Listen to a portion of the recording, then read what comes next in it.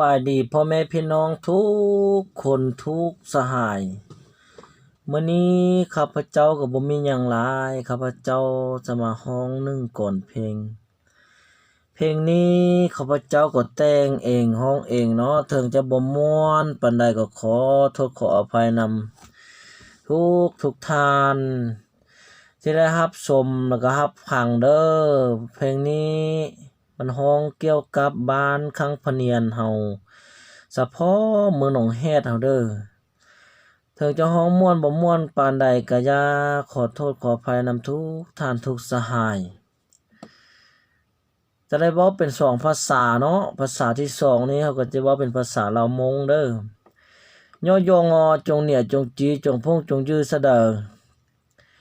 นูนอกูโกว่าตอมมัวอียังเก้าให้เตียฮูตอเปให้ดูดองหนองแฮดเนาะยอจีรอเยมบ่จาลาเนจนเนี่ยจดจีจคือจดที่สาวสาลิจาตะกูเทียมีให้เตียกูละจิโตมัวประสบการณ์ให้เตียอยู่มัวคาราโอเกะมัวรูปวงดนตรีอาจีรีนะจงพงจงยืดซะเด้อกูว่าเทียจะเสียแต่ในจงพงจงยืดซะเด้อจะปอกกูย่างเก้าเนาะเลยเนปากดไลค์กดแชร์ตัวกูเทียป้าจากูรุนเน่งเทียจงพงจงยืดซะเด้อเวียแต่กูละจอไอ้เน่งสอนเหยเกิ้งเกาหลีตอนนั้นเด้อกูแท้โลฮุงเก้าตะเป้จงพงจงยืดซะเด้อน้องเซมน้องลงลิจานะจงพงจงยืดจะน้องกูจะปีฮูตัวเนมลงได้งามลายสาบ้านคังพะเนียน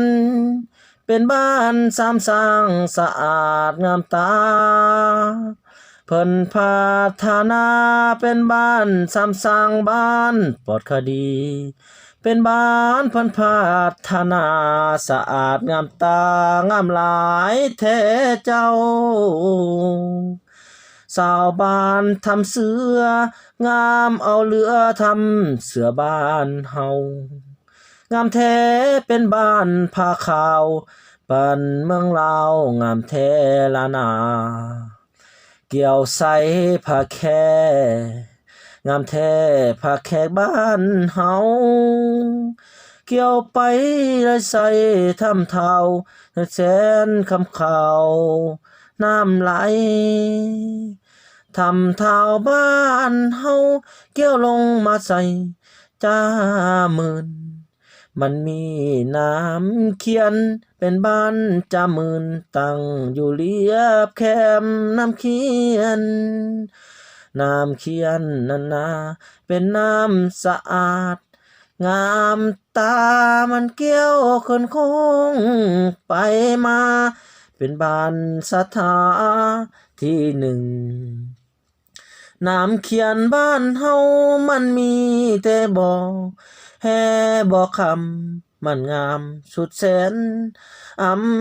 ทำมันเป็นบ่อคำน้ำงามสง่ามีทั้ง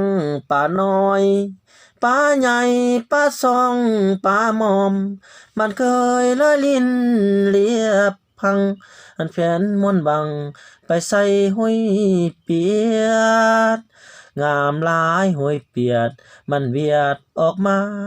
คอกหมูมันเป็นโน้นผู้ว่าใส่คอกหมูนั้นงามสง่าเกี่ยวมาภาวายมันเป็นความโศกแท้อายหากไปลงให้ตัดขาดทุกสิ่งทุกอย่างที่ท่านได้เห็นตัดขานั่นนะมันงามสง่าธรรมชาติราศีมันเกี่ยวไปใส่ทั้งทิศเหนือติดกาผาหลวงหันพันผาหลวงอุดแสนพุ่มพวงงามหลายหันบ้านแก้วบ้านกายบ้านงามเอาหลายทุกสิ่งทุกอย่างเกี่ยวมาน้องแลเป็นบ้านสำแท้น้องแลบ้านเฮา หากแท้ประชาชนเป็นเจ้าทุกซึ่งชนเผ่าเป็นเผ่าพ่อมงเกี่ยวทรงกำบ่เป็นเผ่าเล่าเถิงสุดแสนงามเมืองเล่าเถิงพ้นงามสง่าเพิ่นพัฒนาเฮ็ดให้สาลีทุกจิตทุกใจเฮ็ดให้ไปส่งทั่วไปทั่วบ้านทั่วเมืองดินลาวเกี่ยวมาใส่น้องแฮดงามแท้เป็นเมืองน้องแฮดหากมีผักลาดน้ำพาเส้นทางปูยางและเส้นทางที่แยกไปเวียดนามอันนี้เพิ่นส่งสินค้าเป็นทั้งสาลีและให้มันต้นงามแท้ปากขมซื่นสมดอกจองหลอกขายยามเมื่อหลอกขายมีหลายเวียดนามเพิ่นซื้อไปกินกุดกินกุดกินเจียงอันนี้เพิ่นว่าเป็นฮีตของพาเพณีของลาวดอกจองดอกขายอยู่บ้านเมืองเฮามันงามสง่าเพิ่นดื้อสาแท้นาเมืองหนองแฮดดอกจองดอกขายเพิ่นจัดส่งไปกลายเป็นสินค้าเพิ่นพัฒนาย้อนว่ามีผักน้ำพาประชาชนเฮาเป็นเจ้าทุกคนเกี่ยวมาใส่บานสามสร้างบ้านขังพะเนียนมันเป็นหมุนเวียนสร้างหมุนเวียนผักลาดน้ำพามันมีเส้นทางแยกสว่างสบายเถิดนาแต่พักนำพาทุกสิ่งทุกอย่างสุดแสนดีใจเฮาเป็นลูกเป็นหลานสู่พัฒนาสวยบ้านสวยเมืองสุดแสนงามลายบ้านดอกจองดอกไข่แก้วคณะพาแอนมันเป็นสุดแสนงามตาผ้าแอนบ้านเฮาสุดแสนผู้สูงมันสวยงามตามันเป็นบ้านเก่าแต่เริ่มมาสุดแสนงามตาเธอหน้าบ้านเฮาเกี่ยวไปทุกสิ่งทุกอย่างแท้แม่น้ำแอนหาเป็นแผนผูกสิ่งอย่าง ให้สามสังสื่นใจสวยพัฒนากันเด้อบ้านเฮามันสุดแสนลำเนาไปใส่เพิ่นว่าก็งามงามแท้บุญตาเพิ่นพัฒนาไปแล้วลดน้องสุดแสนเส้นทางเลอน้ำของห้องเมืองน้ำสะอาดเพิ่นมีน้ำดื่มก็ย้อนออกจากของงานพัฒนานี่แล้วสุดแสนงามตาจะพัฒนาเมืองน้องแฮดเอ้ยบ้านขังเพิ่นเนียนก็คือบ้านขึ้นกับสองแฮดเพิ่นก็มีเจ้าเมืองหรือว่าเจ้าแข่งแต่งตั้งลงมาช่วยพัฒนาบ้านเฮาเถิดนาเจ้าเมืองให้เจ้าเห็นหุ่งเฮืองให้เจ้าเมืองสุขสบายอันนี้หลักนาคอยห้องเพลงมาขออวยพรให้ทุกท่านนายบ้านที่ท่านพัฒนาทุกแห่งหนหอดแห่งดินนี้ทุกสมสักขีหน้าบ้านเฮาเป็นบ้านทดเจ้าสุดแสนเกี่ยวไปหาบ้านข้างบ้านเสาผ้าใบ บันทะน้องสาได้เป็นมารสัตว์พัฒนากรบ้านเก่าบ้านแก่เป็นบ้านฝ่าหลวงอยู่ให้สมควง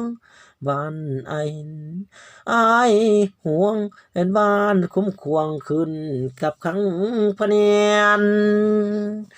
สบายดีพ่อแม่พี่น้องเด้อมอนี้ก็ถือว่าจบเนาะผู้ใดมักพังก็พังได้ผู้ใดบ่มักพังก็ถือว่ากะหาห้องไม้แต่งไม้เด้อยังบ่มีเสียงวงดนตรีคาราโอเกะเนาะถ้ามื้อใดเฮ็ดได้มีเงินเนาะไปซื้อคีย์บอร์ดหรือว่าโอแกนมาลีนเองแต่งเองมันก็ห้องเองได้คือกันเด้อพี่น้องส่งเสริมให้ลูกให้หลานให้ลูกให้เต้าไผสิมักลีนในวงดนตรีก็ลีนได้เนาะลีนอซะนะจงเนี่ยจงจีจงคือจงตีซะเด้อสัวเล็งสัวตู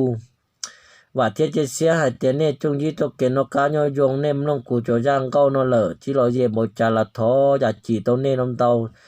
ทอจะจีตกูนำเตานะจงพงจงยืเสดหายจียอตนได้ตกกาซื้อแล้วกูจิจียออิโตมงกูไอตมปลอซื้อจงพงจงยืเสด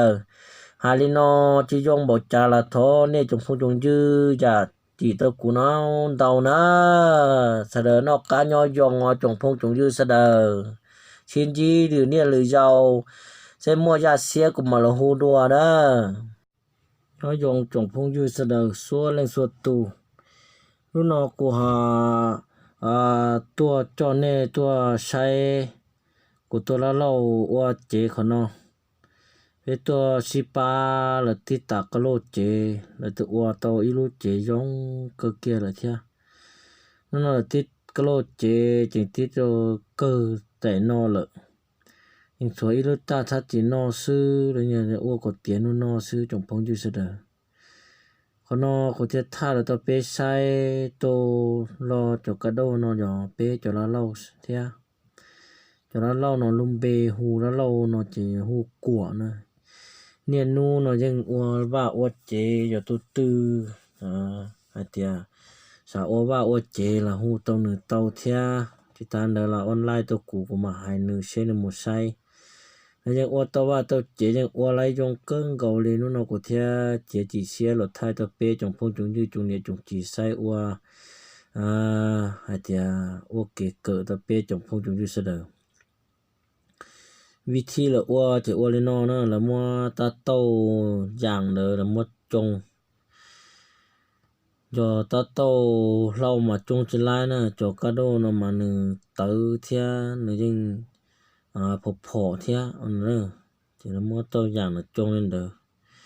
กูเทียเราทายมันยืมมันจีเราต่อเป๊ะจงพงจงยืดจงเนี่ยจงจีใส่ซัวเล่นซัวตูโอเกเกิดว่าต่อไม่ตูไม่หยวกเกิดเลยเนาะเวลาเจตัวตื้อสาวว่าโอเจละหูเต้าสอดตรงตัวหนึ่งเต้าขอนอเลยยังจอมอไปเล่งละอ้วนอเทียนู้นอยกสิเหอกูรอ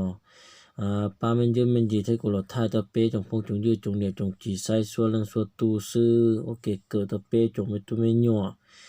เจ็บเปสามุกเกิดขอเพเกิดขอยงเลยนอซื้อที่ต้นนอเต้าเฮานะจงพงจงยืดจงเนี่ยจงจีเสดแล้วก็มุกเกิดขอเพเกิดขอเฮายังเฮาซัวสือมาจิตเตาเลยนะเดี๋ยวเฮายังเฮาซัวหรือเนี่ยหรือย่อมาจะหลอนเต้าเนี่ยเต้าจียันเต้าคือเต้าตีตื้อหาเลยหาจิตเตาเลยเราเสาว่าเฮาหรือเลยนอมายังขอเขียนจงซื้อขอนอจะออตูเราปาเยอะแล้วเรากวนเด้อว่าต่อจึงสวนลูตานอจิตตปัวลีอีเปลียยอดสนนอเชเราจะปัวลิจ่าจะนอเลยยิ่งจัวนั่นเดอซื้อหย่อนจัวเกียนเจเราจะปัวอีได้เจสดโตนะเถอะจงพบจงยืดสดานะส่วนเล่นส่วนตูเน่จอกการเราใช้ในสตมาเน่ลูสดตรงตัวในปัสไซเชลโอลิจ่าเสียเราจะว่าจะเจจะนอจะก่ออ้อมมงเราเทียที่จะบ้าทอนอสู้อีเปลี่ยจะจนดูมารอตกาไทยตอนนี้ใช้รัวเรายังมั่วนะขอนอเรายังตกาหล่อไทยนอตะเปใช้เลยนอเลยขอนอเปจอเจเราบีให้เตียเนี่ยใช้ปลาเกเกียเลยที่จะหมุนอหมอจ้ะขอนอจะติดตากโลนอโตน่ะรัสเซีย nó giờ là xe lút chế nữa là xe mua thì từ qua lấy lút chế trong nó lại trong xe cơ gấu đi hay thì tê là lâu nó như rồi cứ nhia lắm ba ô chế nó nhưng mà papa si pa đợn đông tôi còn nó có